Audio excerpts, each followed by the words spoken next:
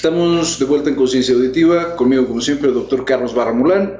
Ok, y mi amigo el maestro Gerardo Alvarado Hierro. Estamos en las notas nacionales, entonces hablemos un poco de lo que llamamos en esta sección notas impactantes. Esta semana, aparecen o finalmente se quieren reconocer las fosas clandestinas en Morelos, en Tetelcingo. Y pues una historia que ha sido ampliamente debatida y comentada. Sí, el problema es que, por ejemplo, dentro del caso que tenemos que precede, el caso que precede que es Ayotzinapa, a partir de que las condiciones periciales y de la propia estructura de la historia de verdad, esta verdad histórica, ¿no?, que debe tener el proceso, aquí también vuelven a haber sombras. O sea, de repente se está diciendo que se están haciendo pruebas de ADN entre familiares y entre las posibles o las víctimas como tal, y me parece que ya el puro evento ya perdió credibilidad. O sea, antes de que pase cualquier cosa, ya la actuación de la justicia me parece que ya se ve incómoda o se ve en determinado momento deteriorada. Aquí vemos también que los orígenes y los motivos cuentan e importan. Resulta ser que hay un chico que aparece que fue secuestrado, después es asesinado, la mamá reconoce el cadáver en el CEMEFO, y después el cadáver desaparece del CEMEFO junto con todos los demás que había en Morelos, y al parecer coincide con la época en México en la que estábamos tratando de bajar los índices de homicidios violentos para poder tener que publicar positivamente. Lo peor del caso es que se especula, sin saber a ciencia cierta, que hay muchos más de este tipo de fosas y mucho más de este tipo de casos a nivel nacional. Aquí la autoridad, el Ministerio Público, la Procuraduría, tomó sus atribuciones, tomó a los cadáveres de los jóvenes que habían sido encontrados muertos y los llevó a fosas comunes y no los declaró en los números de las personas que habían fallecido en sus respectivos municipios, entidades, demarcaciones, etc. Entonces, lo verdaderamente torcido es otra vez que el Estado también esconde, pero esconde más allá de la cifra. Exacto. O sea, no solamente es la cifra. Ahora, es espeluznante. A mí me causó, me vi sobrecogido cuando me enteré de los migrantes que había en Tamaulipas, una tumba con 70 y tantas personas. Sí. O sea, y cada vez aparecen más de este tipo de cosas. Es de cuidado. Estaba este comentario de Javier Sicilia, ¿no? Claro. Todo México que le matan un hijo, ¿no? Le matan un hijo en Morelos, ¿no? Uh-huh. Y Sicilia hace el comentario, dice, es que la verdad es que México entero, el país entero, pues está lleno de fosas comunes por todos lados. Cuando se empieza a buscar a los de Ayotzinapa, ¿cuántas fosas se encontraron en Guerrero? Claro, y que no tenían nada que ver, ¿no? Que no tenían nada que ver. No sé, es espeluznante, es brutal, ¿no? O sea, ya no hay un margen lógico para decir qué ha pasado en México. O sea, ya la realidad está bastante deteriorada. Más cuando tienes otra vez pues, coludidas las actuaciones de la gente que se supone que está a cargo de nuestra seguridad y de informarnos sobre la verdad, ¿no? Lo que otra vez mucho se comentó esta semana fue el atropello de la verdad, el desdén absoluto sobre la verdad y la forma en la que se quiere maquillar. Tan se quiere maquillar que al día siguiente de que se abre, de hecho la crítica fue que el Ministerio Público cita a las personas, a los padres y a todo el mundo a las 6 de la mañana, estos llegan y el Ministerio Público llega a las 12 del día. Cuando empiezan a cavar, cavan en un lugar equivocado, 4 o 6 metros después, no sabían dónde estaban cavando, vuelven a cavar y al otro día recorren las vallas para que los medios de información no puedan acercarse. Y después tapan las vallas con lo que encontraron para tratar de ocultar su trabajo. Y sigue siendo esta misma lógica de no haber responsabilidad sobre lo que se hizo. Se está culpando a un tipo que está de préstamo en Chihuahua, en un puesto de procuración de justicia, a una subprocuradora, a alguien encargada del CEMEFO, a otra persona que despidieron. O sea, al final es, culpemos a toda esta gente, nosotros no tenemos culpa, ahí están los cuerpos si los quieren ver y nos lavamos las manos. A mí lo que me llama la atención es que somos... la población en México nos hemos convertido en moneda de cambio. Entonces, lo mismo podemos ser vendidos por autoridades que por el crimen organizado. O sea, ya no importa quién juega. Sin ningún valor, sin ningún tipo sin ningún problema, Y al mismo tiempo, esta semana, el 24 de mayo, que fue el martes, se da un linchamiento en Teotihuacán. en una comunidad, pues, finalmente podemos decir marginal o relativamente marginal. Al parecer 3 personas que integraban una banda de secuestradores entraron a la comunidad, estaban buscando a alguien a quien levantar, estaban levantando a un adolescente y la excusa otra vez para proteger a los niños, salen 30 o 40 personas, salen más, golpean a estas personas y 2 de ellos pierden la vida. De hecho alcanzan a rescatar a uno, la mujer, la alcanzan a cargar los policías, hay una escena impactante de la mujer como trapo en los hombros de los policías saliendo de ella. Ahora, es un evento que está empezando a repetirse. O sea, ya hemos sabido de otras comunidades que están actuando y que no sabemos si es más allá de la cuenta, porque por ejemplo, aquí a lo mejor trataron de levantar a una persona, pero en otros casos ha sido robo, sí. Y por robo también los han llegado a asesinar, o sea, también por robo. Y ha habido policías, y bueno, se señalaba mucho el estado de Hidalgo para este caso, en el caso de la zona de Actopan y la zona de también en Tula, me parece, sí. La zona Ñañú sí.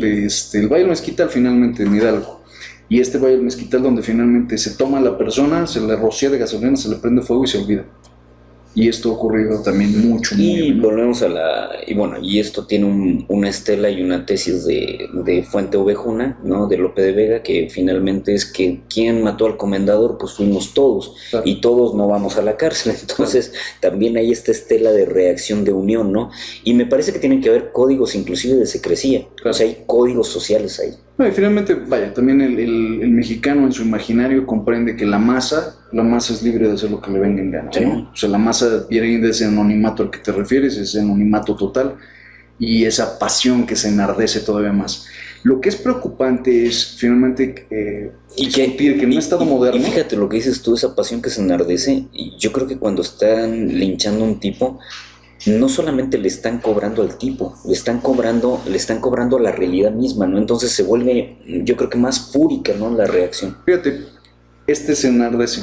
Vamos a hablar de Inglaterra en el siglo XVI. Uh-huh. Lo que se dieron cuenta los ingleses en el siglo XVI es que la gente se calentaba mucho cuando veía este tipo de situaciones y entonces empezaron a invitar a la gente a ser parte de los jurados.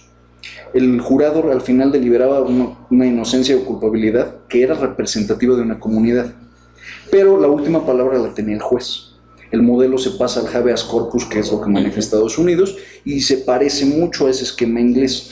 Se convoca a la comunidad o dentro de la comunidad a un jurado, el jurado determina si hay culpabilidad o no, y el juez acá solo establece la sanción o el monto de la sanción, y autoriza o desautoriza la sanción, y hasta ahí nos quedamos.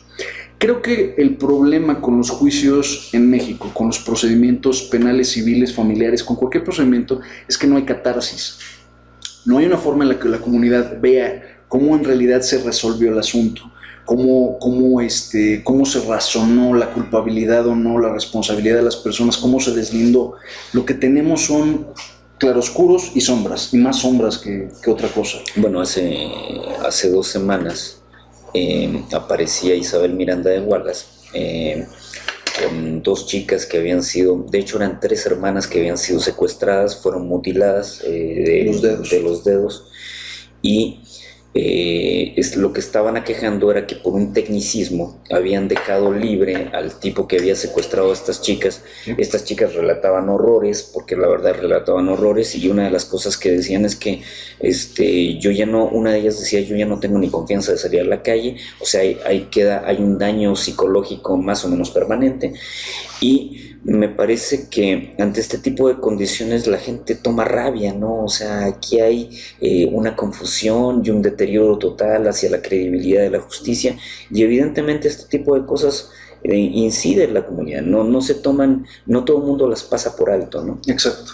No, y lo que encontramos es un México salvaje, un México indómito que está ahí latente y que hay que cuidarse, porque en un momento dado estás hablando que 1 de cada 2 mexicanos está viviendo en extrema miseria.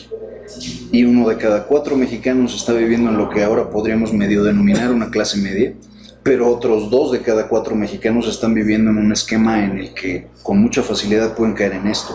La opinión pública sobre el linchamiento, literal, fue 70 y tantos % dijo que lo merecían, y están a favor. Exacto. Ya tuvimos autodefensas. Yo decía que México todavía no estaba en un problema hasta que veamos autodefensas. Ya hubo autodefensas. Que negociaran o no con el Estado es otra cosa, pero ya hubo autodefensas. Siguen habiendo linchamientos.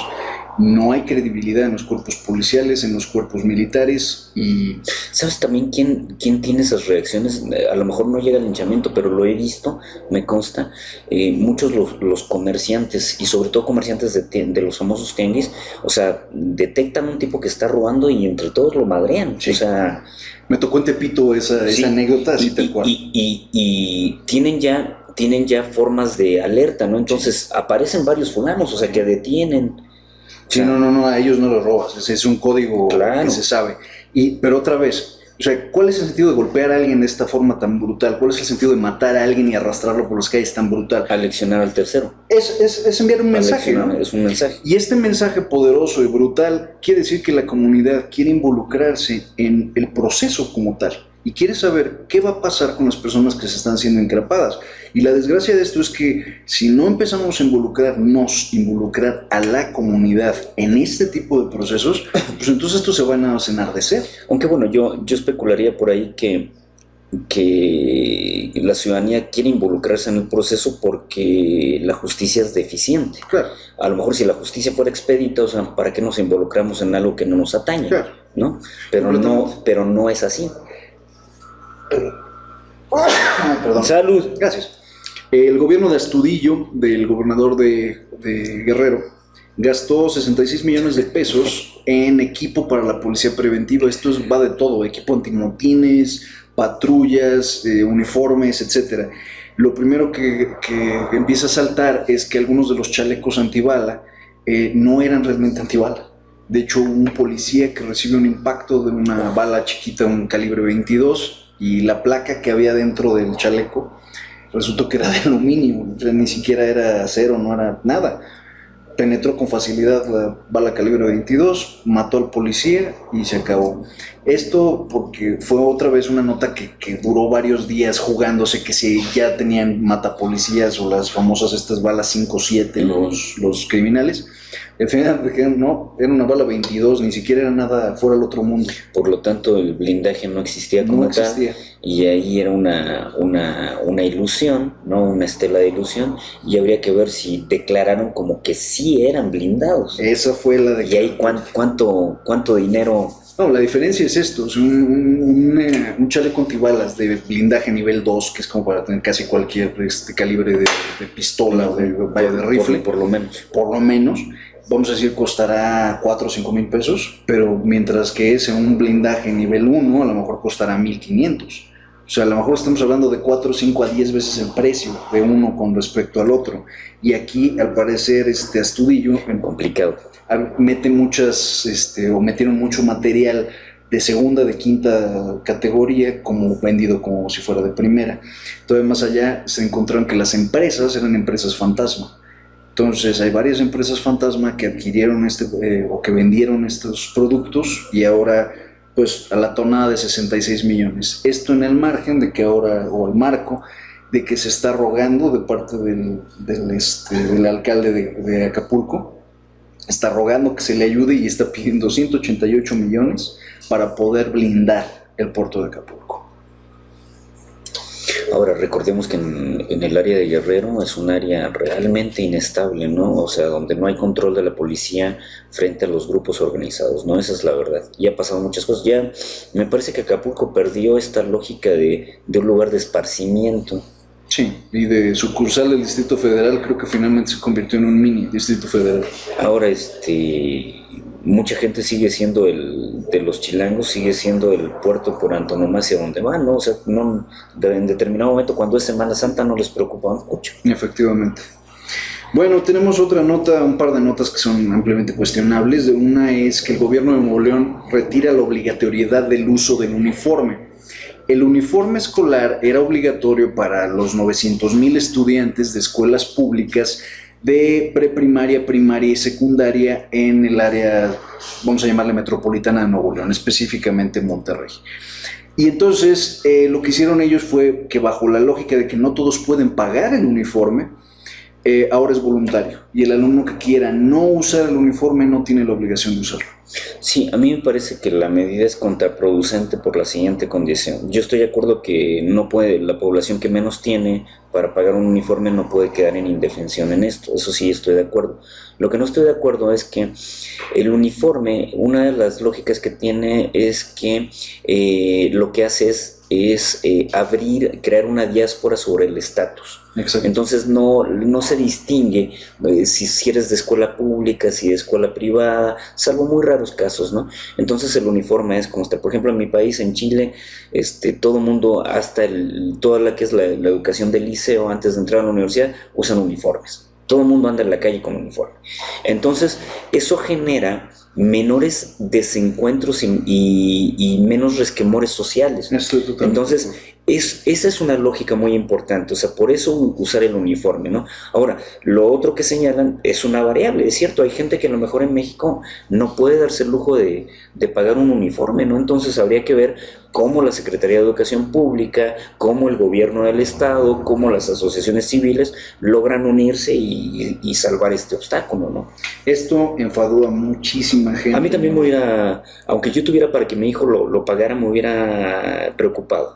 Aquí la lógica que perseguía el gobierno de Nuevo León cuando se le pregunta al secretario local qué era la lógica detrás de esto, dice que los directores de las escuelas no pudieran negarle la educación a un chico que no puede pagar el uniforme. Digo, pues por ley no tiene que negarle la educación a nadie, ¿no? Vamos a decir que sí, pero ahí lo que se establecía era que en las escuelas no podía entrar el niño si no venía con el uniforme por lo menos de la escuela, aunque la escuela no se la cobrara. Porque resulta que de los 900,000 estudiantes, 650,000 son estudiantes de escuelas públicas. Entonces dice, bueno, pues a los de las escuelas públicas... O sea, más del 60%. Mucho más del 60%. Ok, ahí lo que hay que decir, bueno, sí, estoy de acuerdo, o sea, con o sin uniforme la educación no puede ser negada. Eso sí me queda claro, es una... Pero no desobligarlo completo, eso es lo que va. Claro. Rigoberta Menchú exige disculpas a la actriz mexicana Wendy González. No sé si viste esta nota. No. Hay una... Y no conozco también a Wendy González. No, Wendy González es una actriz gordita que tiene un muy sutil parecido a Rigoberta Menchú. Y lo que ocurrió fue que toma una foto de Rigoberta Menchú de perfil, y en la que se le ve las arrugas y se le ve la piel de la patada y se ve bastante feíta a Rigoberta Menchú, y después toma la misma foto de Rigoberta Menchú y la tunea y la alisa y la limpia, y deja la cara como redondita, de gordita, pero lisita y muy bonita. Y hace un comentario tonto como antes de Facebook o después de Facebook, o antes del Photoshop, después de Photoshop. Pero Rigoberta Menchú lo tomó muy personal y muy molesta, hizo el comentario y ya rebotó en el Universal, en el Excelsior, en el Reforma y en el Proceso. Para todos lados rebotó. Rigoberta Menchú le exige a esta mujer que se disculpe con ella. Bueno, yo ahí no sé si alguien se puede molestar en grado superlativo por este tipo de cosas. Yo lo que estaría molesto con Rigoberta, que es Menchú, y tiene un apellido muy maya, ¿no? Menchú-tún. Así, Rigoberta Menchú-tún.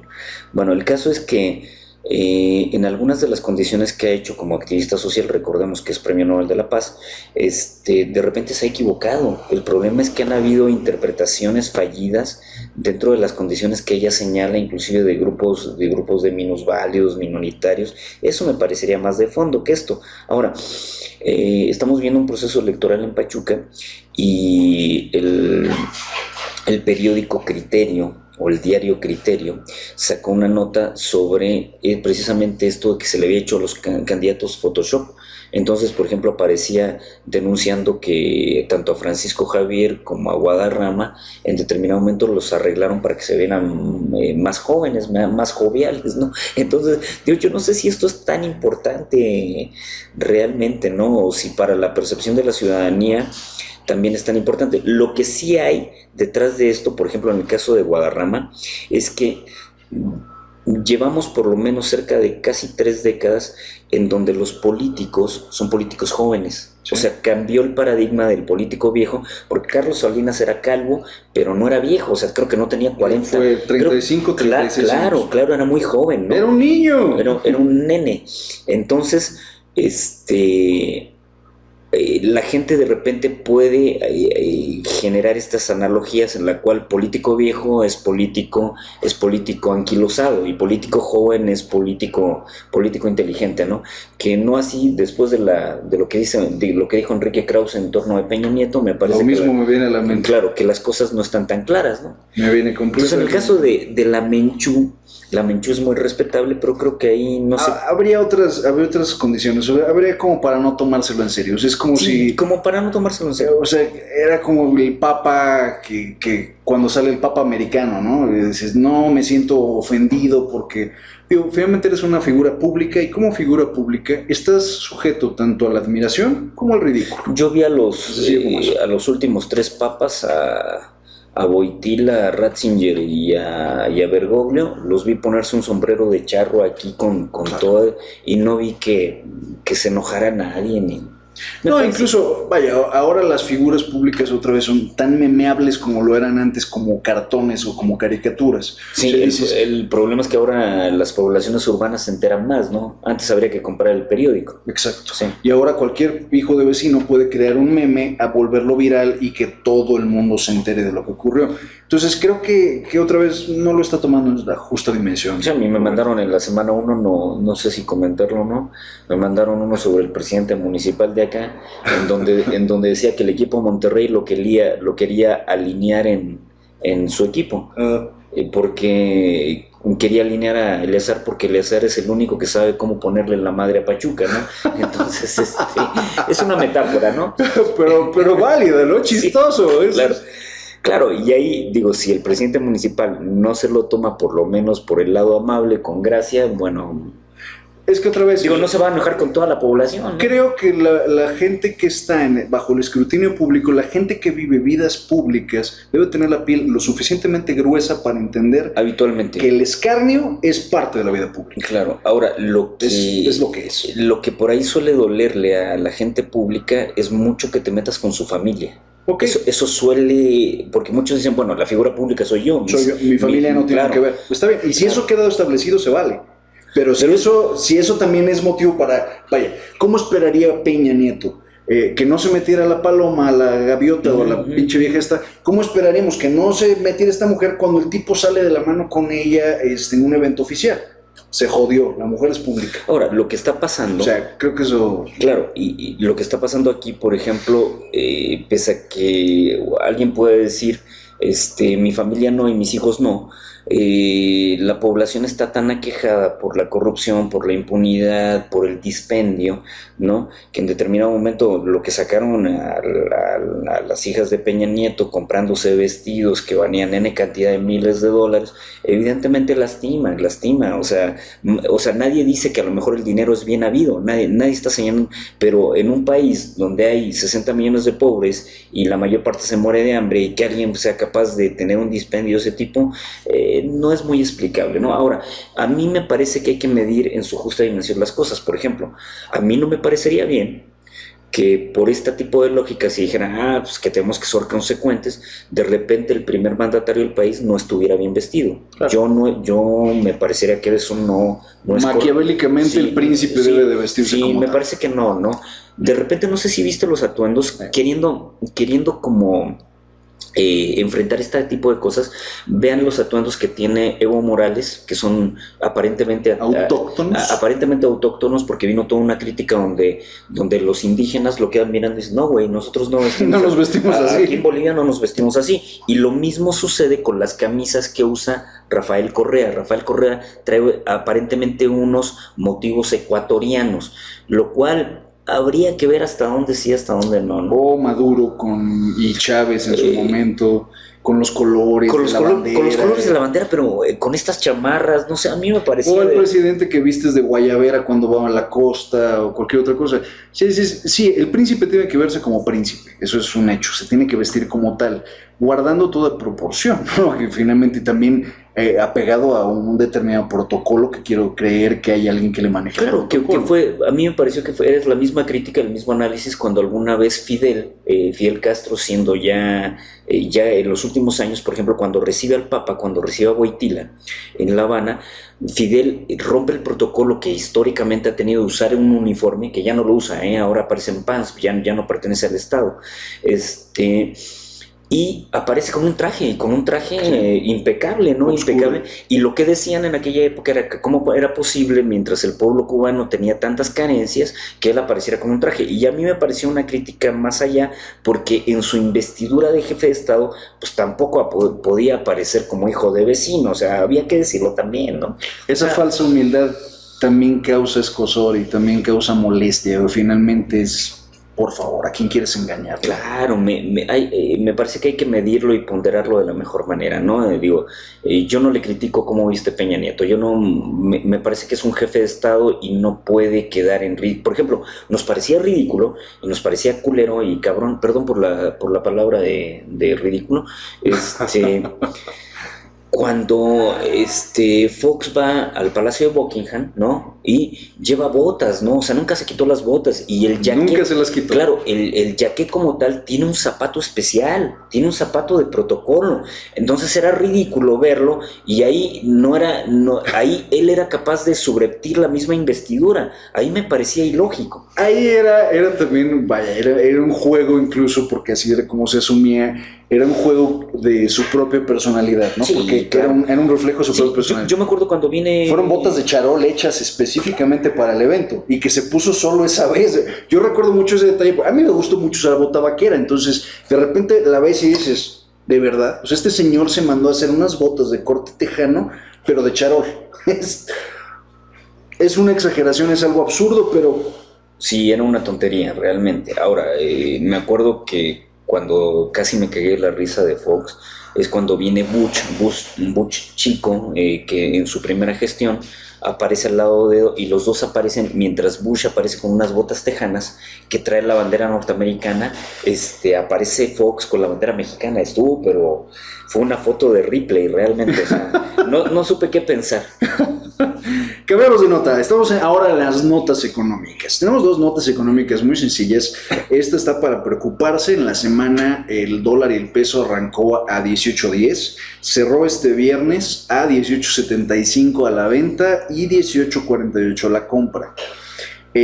Casi simultáneamente el Banco de México y la Secretaría de Hacienda y Crédito Público, cada uno desde su trinchera, anunciaron primero que le daban un margen de crecimiento menor a la economía mexicana para 2016. Ya no estábamos en los 3% ilusorios, ya estamos bajando al 2.2%. Peor aún, la Secretaría de Hacienda dice que el 2017 será un año austero, lo que despertó la pregunta, ¿y dónde van a ponerle la tijera? Porque recordemos que vienen programas todavía un montón de programas sociales que faltan por otorgar, hay un montón de programas que tiene la SEDATU, la SEDESOL, que tienen por echar a andar y que no han echado a andar. Hay todavía algunas elecciones en 2017 y México acaba de adquirir un blindaje por $265 mil millones y un préstamo ya directo de $80 mil millones.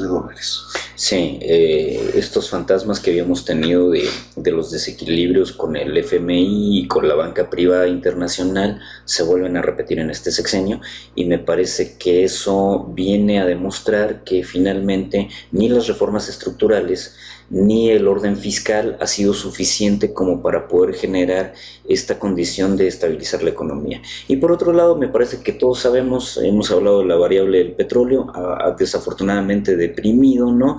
Y este tipo de notas lo único que viene a refrendar es que nadie quiere reconocer que desde hace tiempo estamos en una crisis. Sí. Nadie quiere decirlo claro en el sexenio. Ya no es desaceleración, sí. Estamos en franca recesión.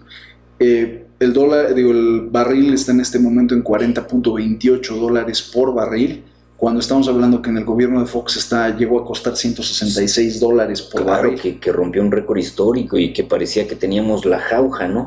Y que a lo mejor fue el colchón que en cierta medida le sirvió a Calderón, ¿no? A lo mejor amortizó porque después empezó a descender el precio, ¿no? Y todavía a Calderón le tocó disfrutar de un barril de petróleo a Yo creo que 80 sí. y tantos dólares, Yo a creo que 90 sí. y tantos dólares. Fue Le fue distinto. bien. El asunto es que no hemos encontrado la forma de cumplir con esta sentencia que tenía Ruiz Cortines, que me parece perfectamente válida. Vivir fuera del presupuesto es vivir en el error. Y creo que al final este gobierno peñista, este gobierno priista, no ha sabido conjugar esto, no ha sabido entender esta lógica. No puedes vivir fuera del presupuesto. Ahora nos endeudamos nuevamente con 80,000 millones de dólares para cumplir Dios sabe qué atrocidad. Sí, el problema es que muchos políticos en México la frase la toman para decir yo vivo del presupuesto. Del presupuesto. Y al final es ni hay refinería, un aeropuerto que va a tardar muchos años. ¿Y cómo va eso? Nadie sabe nada. Yo no he sabido nada. La única nota que encontré... Pero era una inversión hipermillonaria, ¿no? Recontra ultra, ¿no? 300,000 millones de dólares. Y la única nota que encontré fue del Universal y nada más que ya habían hecho una especie de reja perimetral. El perímetro. Que lo mismo te pasa cuando te montas en la autopista que vaya en el Arco Norte, cuando vas llegando a Querétaro, ¿no? Antes de llegar a Querétaro, que vas por Tula y ves el terreno donde estaría la refinería. Ves que se hizo una reja perimetral y una barda perimetral y dices, mira, ahí va a estar la refinería, pero no hay nada, hay hoyos. Lo mismo aparentemente está sucediendo con el aeropuerto y digo, 80,000 millones de dólares sin tener realmente un proyecto a qué invertírselo, pues es dinero que finalmente lo van a acabar quemando. Se va a acabar perdiendo, se convierte en una deuda pública y ojo, el gasto en México en este momento sigue siendo mucho el gasto en crédito. El mexicano se está volviendo a endeudar, el mexicano está adquiriendo muchas cosas a crédito y este adquirir las cosas a crédito y este endeudarte sin realmente un motivo y razón, lejos de crear un panorama de mayor felicidad, de mejor calidad de vida, lo que genera es deuda en un futuro que nos va a acabar comiendo otra vez. Y el Fobaproa ya ocurrió. Claro, y a ver si la banca privada no revienta otra vez. Claro, no comete el error de ser tan leonina y tener un pasivo ahí, ¿no? El problema es que el pasivo lo pagamos nosotros, ese es el problema. Fobaproa en el 98-99. Fobaproa tuvo que ver porque la banca privada estaba con más del 60% de sus activos en cartera vencida. Claro, y lo que hace finalmente el gobierno de Cedillo es absorber a deuda pública la mitad de la deuda privada. Y bajarlo a 30. Claro, y la pregunta es ¿por qué, no? Si yo nunca le pedí dinero al banco, entonces... Y ahí te va una más divertida. En este momento, la deuda que tienen los bancos, los activos de los bancos que están en deuda imposible de cobrar, está arriba del 25%. Entonces ya estamos caminando hacia lo mismo, seguimos con estos buenos fines y estas ilusiones de comprar bienes no perecederos, pero estos bienes no perecederos siguen siendo producidos en el extranjero, con dinero que se va al extranjero. La gente va muy ilusionada a comprar a Walmart, donde adivina dónde va a acabar tu dinero y no se genera la calidad de empleos que necesitamos. Que de eso han habido varios análisis, ¿no? Sí. De esta especie de externalidad del financiamiento, ¿no? Entonces hay que realmente tomar esto en cuenta porque si el 2017 va a ser un año más austero para el país, la pregunta es, ¿en qué van a invertir los 80,000 millones de dólares que acaban de pedir prestados al FMI? Y todavía peor aún es, ¿y qué diablos van a hacer para recortar y ajustar los presupuestos? Porque no puede ser que no estemos ahorrando absolutamente nada. Cualquier persona, quiero creer, en su sano juicio entendería que es absolutamente indispensable ahorrar algo. Ahora, yo en la mañana estaba leyendo El País, que es diario español, y hay una nota sobre hay una autocrítica de 3 economistas, esto lo saca el Financial Times, sobre el modelo neoliberal, y están hablando que el modelo ya tiene probadamente insuficiencias. Entonces lo próximo es que este tipo de condiciones lleve a colapsar a varias economías, ¿no? Entonces como que están alertando que el modelo que creó una gran brecha o una gran desigualdad entre las sociedades que lo admitieron dentro de los estados, me parece que finalmente va a terminar en una gran crisis. O sea, algún día lo que va a pasar es que venga una crisis en escalada. De hecho es curioso porque así como lo planteas tú, hace un par de días en Japón precisamente se hace en el G7 la alerta de que es altamente probable que las condiciones de 2008, de la crisis otra vez financiera que hubo en 2008, podría golpear otra vez, que se está percibiendo un mismo tipo de burbuja. Recordemos que en 2008 lo que ocurrió fue el mercado inmobiliario. Los bancos, los banqueros, las casas financieras lanzaron un producto en el que te compraban finalmente de alguna u otra forma tu hipoteca, te aumentaban la hipoteca, la volvían variable y te daban liquidez o dinero por esa deuda, por así decirlo. Llegaron a un número tal de deudas que de repente te quito tu casa, no la puedes pagar, te quedas el dinero y te quedas chiflando en la loma, ¿no? Lo que le pasó a España. Sí, pero te quedas con la deuda. Pero te quedas con la deuda. Te quedas con la deuda, no solo sin la casa. Revientan familias enteras. Que esa fue una crítica que hizo hace algunos meses Rafael Correa, que presidente del Ecuador, visitó España y al visitar España fue significativo porque ecuatorianos, una de las colonias de latinoamericanos más importantes que hay en España son ecuatorianos. Entonces lo que decía él, precisamente esto, de que finalmente este modelo neoliberal tiene problemas porque crea no una economía de mercado, sino sociedades de mercado. Y estas sociedades de mercado son ampliamente deshumanizadas y finalmente lo que genera es este tipo de conductas, ¿no? En donde la banca se convierte en usura maldita y no solamente te castiga quitándote el bien, sino que además te deja la deuda. Entonces, recordemos que, por ejemplo, el liberalismo económico. El liberalismo económico fue la posibilidad de que la gente adquiriera propiedades, posesiones, acumulara riqueza e incluso sí, lo que genera, tomara funciones del Estado. Sí, lo que genera es una frontera muy grande entre la parte pública y la parte privada, donde la parte privada o los agentes privados del Estado se convierten en los activadores de la economía. Ese era el paradigma y el Estado pasaba a ser un no competidor. Porque, por ejemplo, alguien interpretó el modelo de Smith como que decía que el Estado no intervenga, y eso no es cierto, porque el Estado es el que pone la estructura legal, la estructura de obligaciones, y en ese momento interviene. O sea, si te permite comprar una casa, si te permite abrir un negocio, es un Estado interventor. El asunto es que la teoría de Smith predica sobre la base de que el Estado es un leviatán. Sí. Y en ese sentido hay que quitarle tentáculos. Claro. El detalle es que nadie se imaginó que las empresas que ahora absorbían y los particulares que ahora absorbían incluso las funciones del Estado eran infinitamente peores que el Estado mismo. Claro, porque tenían menos escrúpulos todavía y menos fines de Estado, o sea, no tienen fines de Estado, no, si por lo menos este discurso del Estado del bien común, bueno, pues ese discurso no existe me parece que en una compañía, no. Te frego porque afecta mi margen, ¿no?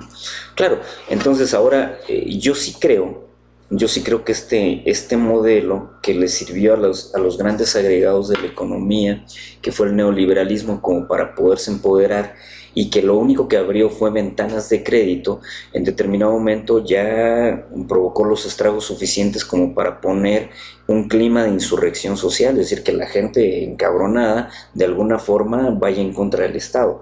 Entonces, este neoliberalismo lo que generó fue una perpetuación de las asimetrías ya existentes, sí, y todavía más allá, que la brecha y la asimetría que existía quedara infinitamente más marcada y más difícil de sortear. Claro, yo me acuerdo que una de las frases que se acuñó dentro de los economistas cuando vino el modelo de Friedman, pero el modelo de Friedman tardó en ser impugnado, tardó como unos 10 años en ser impugnado. Hasta que se vivió Chile. Hasta, claro, que era como la panacea, ¿no? Claro. Como decir, vean, aquí sí se puede, ¿no? Claro. Pero sí se puede bajo algunas condiciones. Bueno, el caso es que se hablaba mucho, la gente vulgarmente decía, es que el neoliberalismo hace más ricos a los ricos y más pobres a los pobres. El problema era que nadie sabía por qué. Y esto venía precisamente de la parte exponencial que generaban los créditos. De ahí venía esa frase, pero no se probaba. Y cuando causó la insurrección, esta especie de insurrección de la sociedad civil en España ante los créditos leoninos de la banca, es cuando empezaron a destaparse muchas cosas, ¿no? Y después, que tampoco aseguró, me parece, en Europa, no aseguró que el empleo se mantuviera constante, ¿no? No. No, y al final, vaya, la idea de que una persona que pertenecía a un estrato, si a lo mejor divides la clase media en 4, 5, 6, en 10 estratos, una persona que vivía en el nivel uno de la clase media, pero seguía siendo clase media, de repente se endeudaba para vivir al nivel 8, aunque era imposible que lo pagara, reventaba finalmente su crédito y era, en vez de pasar al nivel 2 o quedarse en el nivel uno, pues adquiría de repente pobreza. Entonces otra vez, el mal uso del crédito, el mal uso de la información, la voracidad de las empresas y de los empresarios y de los agentes financieros, pues han traído un sistema profundamente desigual. No, bueno, y recordemos algo, seguimos, algo que está muy claro es esta condición de la ley de oferta y demanda, Claro. y me parece que un banco le puede requisar casas a todo mundo. El problema es que no siempre el mercado es receptivo para volver a vender. O sea, tampoco es tan claro. Entonces, cuando hablábamos de FOBAPROA, FOBAPROA es el ejemplo del gran pasivo de la banca que tiene, que como acreedor tiene grandes deudores y que tiene grandes colmillos, ahí grandes apetitos, y dice, sí, voy a cobrar, pero si no todo el mundo puede pagar, que genera un macro pasivo que luego la misma banca no puede absorber. Completamente.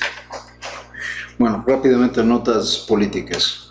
Andrés Manuel López Obrador sale a criticar un comentario que hace Arturo López Obrador, su hermano, Sí. que apoyó a Héctor Yunes, que es el candidato del PRI para Veracruz. Y Andrés Manuel saca como comentario que fue muy chistoso, dice, en toda familia hay traidores. Claro. Aparte, leí otra crónica paralela que poco menos que tildaba al hermano de tarado, ¿no? Como diciendo, este es un imbécil, ¿no? O sea, no sabe... Muy ¿no? molesto. Claro, ¿no? Y se me hizo análogo porque en Ecuador Rafael Correa tiene un hermano que está en la oposición, increíble. Entonces, decía lo mismo, ¿no? Mi hermano es un imbécil, ¿no? Es un hombre desequilibrado, ¿no? O sea, ya no entiende nada del poder. Bueno, pues es lo mismo con el Peje, ¿no? O sea, finalmente lo que el Peje está diciendo es cómo apoya a Yunes si Yunes está acusado de N cantidad de cosas. Hay una sombra ahí importante, no sé si la sombra se va a disipar o no, pero la sombra está como tal. Muy marcado. Esta semana el presidente Enrique Peña Nieto amplía el Seguro Popular, quiere dar cobertura a 8 millones de personas más, pero lo curioso es no a través del IMSS, no a través de un programa social como tal, no a través de José Antonio Meade, no a través de Rosario Robles de Ensedatu, sino a través de él mismo por sus pantalones y ampliando el Seguro Popular, que no es un invento priista.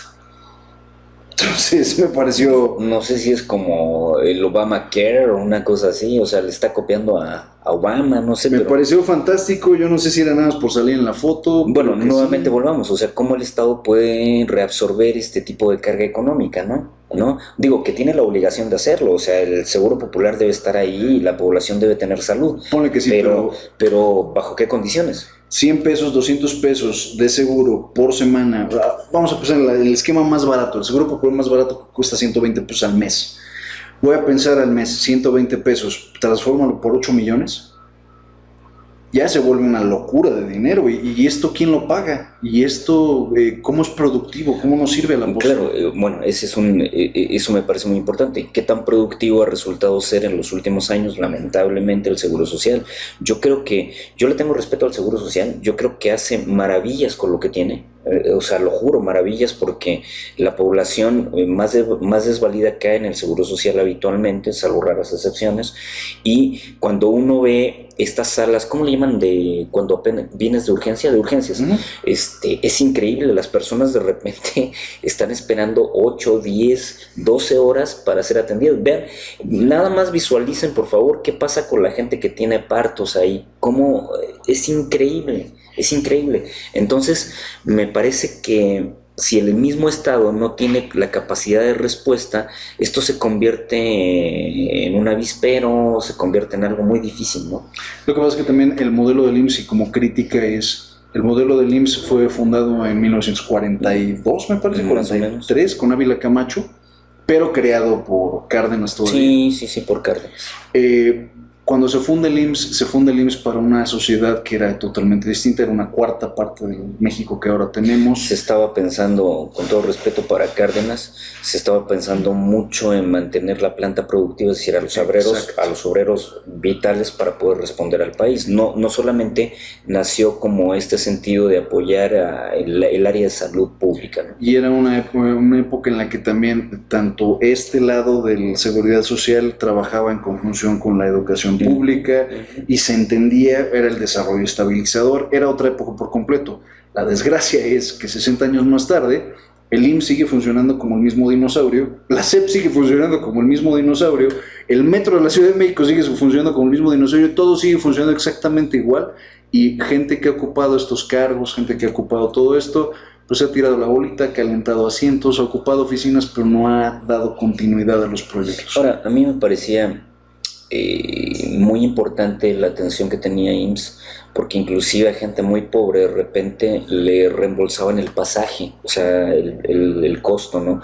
Entonces fue un intento muy loable y yo creo que debería fortalecerse de alguna forma, buscar nuevos protocolos, buscar nuevas lógicas de financiamiento, nuevas lógicas de asistencia y bien pensadas, ¿no? O sea, de tal forma que evitemos burocratizarlo y lo hagamos lo más eficiente que se pueda, que este ejemplo sería para cualquier parte del aparato público, o sea, no un monstruo, no más grande, pero sí más eficiente. Hay dos notas más que vamos a mencionar en términos de notas políticas. Una es, bueno, la Cámara de Diputados señaló que la próxima semana, a partir del 29 de mayo, bueno, a partir del 30 de mayo, van a empezar la discusión del cuerpo de normas que integrarán las nuevas leyes anticorrupción. Pero no van a aprobar absolutamente nada antes del 5 de junio.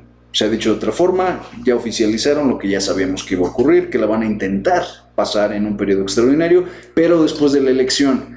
Y esta semana se repitió una frase que me voy a permitir repetir en este foro, y vamos a decir, después del 5 de junio empieza 2018. O sea, ya estamos hablando de la sucesión presidencial y tomarle... Y es que no hay nada que dentro de la arena política que pueda calentar. No. O sea, ok, hay la renovación de los poderes en 2 estados. Esta renovación evidentemente va a marcar una cierta brújula, como lo habíamos dicho la semana pasada, sobre la tendencia, ¿no?, política del país, pero finalmente me parece que no hay mucho que hacer. Entonces las notas van a ser más endogámicas, más de lo que está pasando focalizadamente que a nivel nacional. Se especula, pero se cree que de las 12 cabeceras estatales que están ahorita en juego, el PRI habría tenido opciones a partir de 2014 de por lo menos 11 de ellas o 10 de ellas, y se especula que en este punto sería un milagro si se quedara con 4. Interesante, habrá que verlo. Yo veo muy anómalo el mercado electoral en este momento. Yo lo veo inestable, no lo veo que las tendencias necesariamente tengan la mayor certidumbre. Se está jugando mucho como todos los años, pero ahora se ha jugado más con las tendencias de las encuestas de opinión. Ojo, porque el TRIFE está incompleto. El INE está no probado en guerra, por así decirlo. Está muy fresco, pero no está probado en guerra. Y me parece que el INE lo que nos ha mostrado los últimos años, desde que lo tiene el torero, incompetencia, fragilidad, erosión, tibieza. Claro, falta de aplicación de la ley. No sé, está complicado, ¿eh? O sea, por mucho que se quiera garantizar, y ya sabemos quiénes van a impugnar y hasta qué van a impugnar y hasta con quién y cómo lo van a impugnar, recordemos que los institutos electorales de los estados que tenían la última palabra la perdieron, y ahora será el INE desde su trinchera, desde su asiento federal, quien acabe validando las elecciones, y si no será el TRIFE, que está disminuido y que incluso desde hace año y medio fue integrado por expriistas y priistas de cierta maña y nota. Entonces, vaya, aquí mi preocupación, así lo voy a hacer como es, yo veo una alta probabilidad de que estas elecciones sean muy impugnadas en estados que están muy competidos, como va a ser el caso de Veracruz, va a ser el caso de Puebla, Aguascalientes, probablemente Hidalgo, muy probablemente Tamaulipas. O sea, vas a tener elecciones que van a estar muy peleadas, que van a ser notoriamente impugnadas y que cualquier resultado, llámese a favor o en contra, va a parecer espurio. A mí lo que me parece que está dentro del escenario es que PRI no tiene carro completo. No. O sea, que esa es la incertidumbre que entre los mismos priistas ya se generó, más allá de la sociedad, ¿no? Eso por un lado. Y por otra parte, yo lo que quisiera ver como politólogo y viendo como radiografía de geopolítica es qué tanto van a pesar análogamente después de lo ocurrido en Nuevo León con el Bronco, qué tanto van a pesar las candidaturas independientes, si realmente van a seguir con esta inercia aparentemente de cobrar fuerza o se van a diluir. Me parece que está interesante por ahí también. Pues hubo finalmente reglas que aumentaron en los estados, prácticamente me parece que son 28 estados. Para poner candados. Para poner candados y que los candidatos independientes no puedan lanzarse para gobernadores. Aquí en Pachuca tenemos, a la presidencia municipal tenemos un candidato independiente. Lo importante de esto, por eso digo que hay que tener cuidado con las encuestas, es que leí varias encuestas y lo ponen en segundo lugar. O sea, no lo ponen en primero, pero lo ponen con una fuerza de segundo lugar. Entonces estaría interesante, ¿no? Sí, estaría interesante. Pero, por ejemplo, no tenemos un candidato independiente para gobernador, porque simple y sencillamente los candados fueron establecidos con tiempo. Sí, no creo que hubiera podido haberlo, ¿no? Era mucha la cantidad de firmas, no será. Última nota política. ¿Se acuerdan de los excandidatos priistas? Los candidatos priistas, 3 de ellos que asistieron a un evento del PAN en Tamaulipas. Manlio Fabio salió públicamente para decir que estas personas tenían vínculos con el crimen organizado y les ordenó bajar de su trinchera y renunciar a sus candidaturas. Se sustituyeron por otros candidatos y se le pasó el expediente a la PGR. Bueno, la PGR esta semana los exoneró y dice: no hay ningún vínculo con el crimen organizado, no hay ningún indicio que nos invite a pensar que estas personas están relacionadas con el crimen organizado. Y pues la tesis original era que estas personas habían sido castigadas por ir a un evento de un panista, siendo ellos candidatos para... ¿Qué es la tesis más probable, ¿no? Ahora, recordemos que también se pasa a embarrar al panismo, ¿no? Y Ricardo Anaya sale encolerizado, ¿no? Diciendo que Cabeza de Vaca no tiene ningún nexo. Y después hubo fotografías amañadas. Claro, ¿no? O sea, toda una condición difícil, ¿no? Entonces, lo que vemos en esta candidatura, en los 2 estados, en todas las entidades, ha estado totalmente manchada de trolls, de suciedad, de falsa política, de mentiras detrás de candidatos, de desprestigio.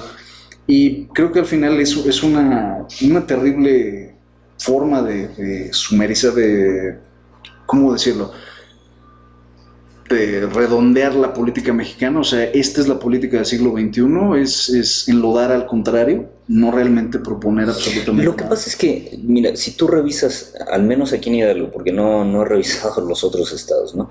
Pero me parece que cuando tú ves las propuestas y inclusive lo que hemos visto aquí, los intentos de debate, que los intentos de debate no son confrontaciones para construir propuestas, sino que parece que son ataques del pasado. Claro, ataques, arenas de gladiadores, no sé, una cosa así.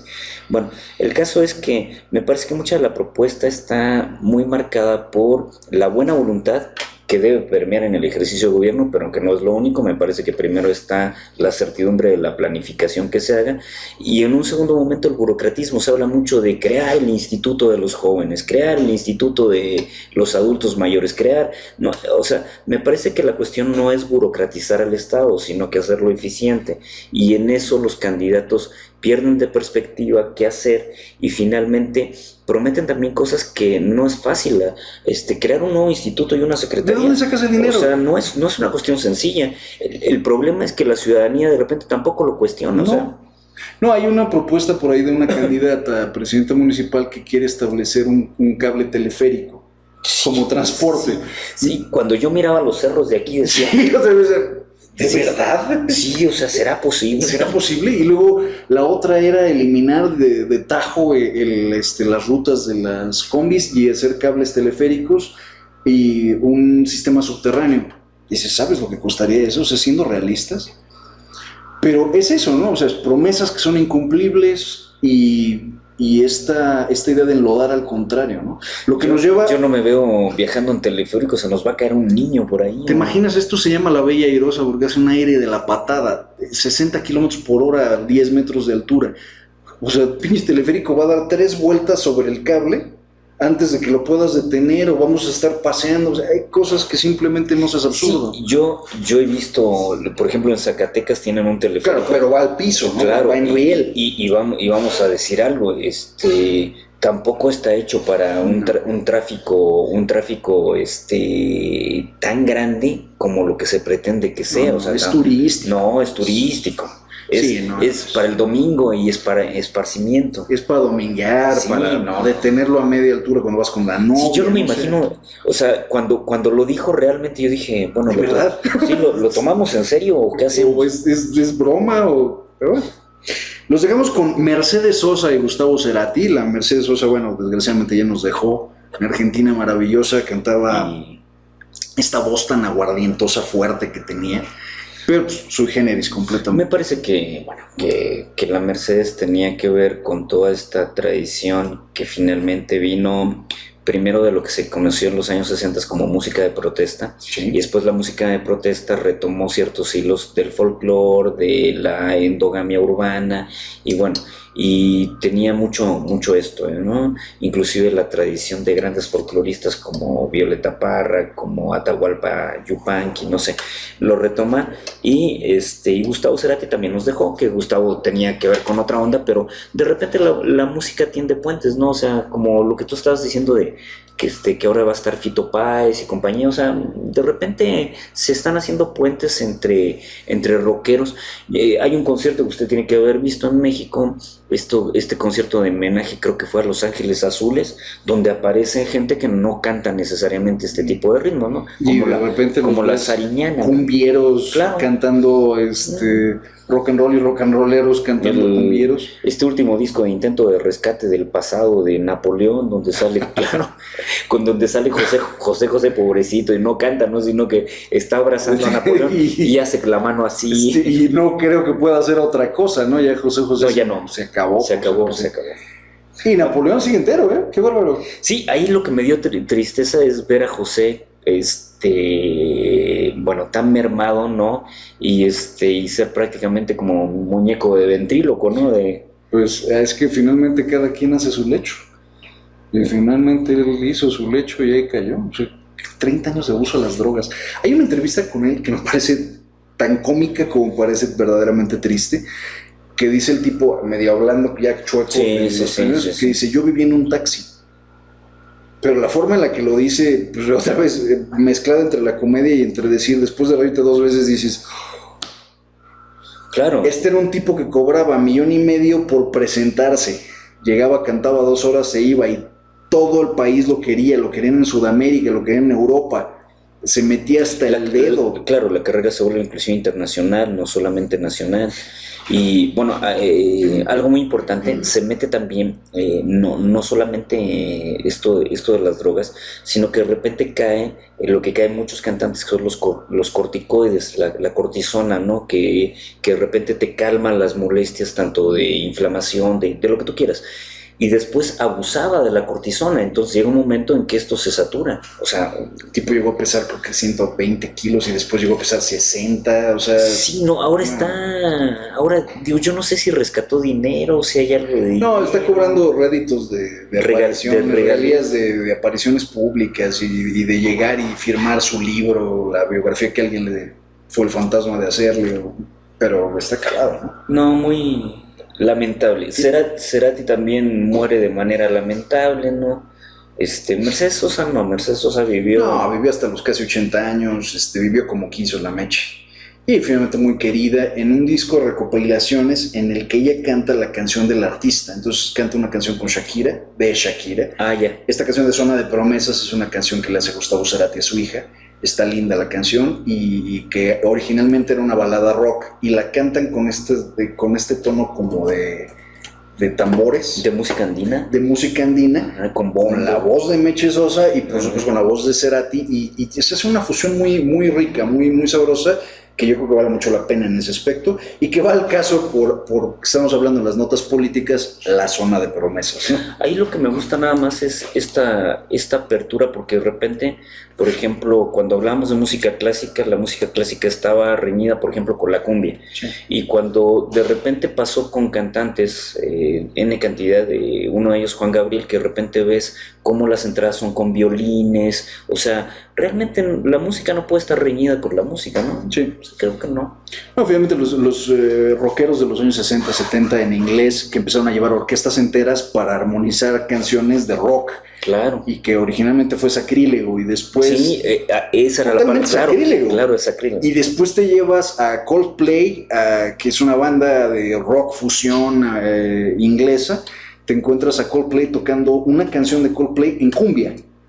Entonces, wow, ¿no? En el homenaje a Compay II en Cuba. Y te encuentras a un U2 cantando una canción de los Ramones, que era pues, algo que era entre el punk y el hip punk, una variación ahí extraña, escatológica. Y dices, termina convirtiéndose en una fusión interesante, también digna de escucharse, ¿no? Los invitamos a ser melómanos, escuchen lo que sea, pero... El otro día escuché a AC/DC. Qué bien tocaban esos Son extraordinarios. Qué bien tocaban, están viejos, pero híjole, qué bárbaros, ¿no? Qué bárbaro. Angus Jones. No escuché ahora que vino a México, digo, no escuché a Rollins, pero me hubiera gustado, Y fíjate, por ejemplo, lo que me gusta de AC/DC es música tan alegre que hasta te pone buenas. Era alegre. Te pone... Yo creo que es la música ideal para el gimnasio, por ejemplo. Podría ser. Extraordinario, bro. Es muy prendida, es movida, es de buenas. Es hasta para estar encabronado y gritar, ¿no? Bueno, volvemos, nos dejamos con Meche Sosa y Gustavo Cerati.